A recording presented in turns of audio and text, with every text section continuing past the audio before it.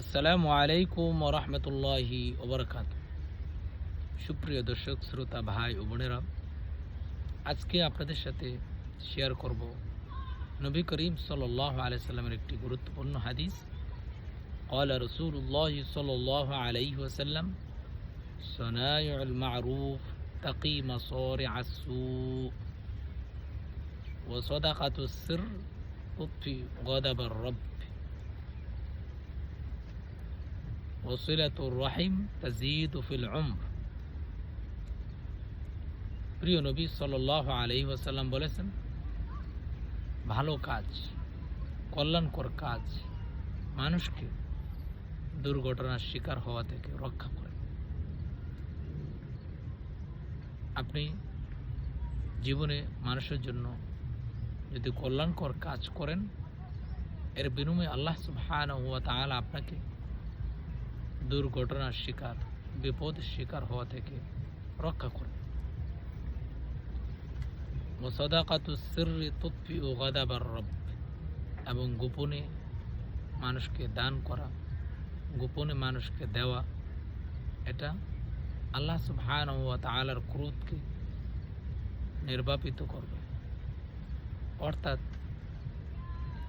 আপনার কোনো গুনাহের কারণে যদি আল্লাহ তাআলা রাগান্বিত হন আপনার প্রতি, তাহলে আল্লাহ তাআলা এই রাগকে দূর করে দেবে গোপনে সদকা করাতে।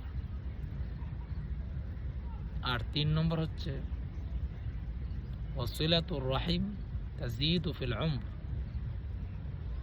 আত্মীয় স্বজনের সাথে সদাচরণ করা, আত্মীয় স্বজনের সাথে সুসম্পর্ক বজায় রাখা, এটা আপনার জীবনে, আপনার হায়াতে বরকত দান করবে।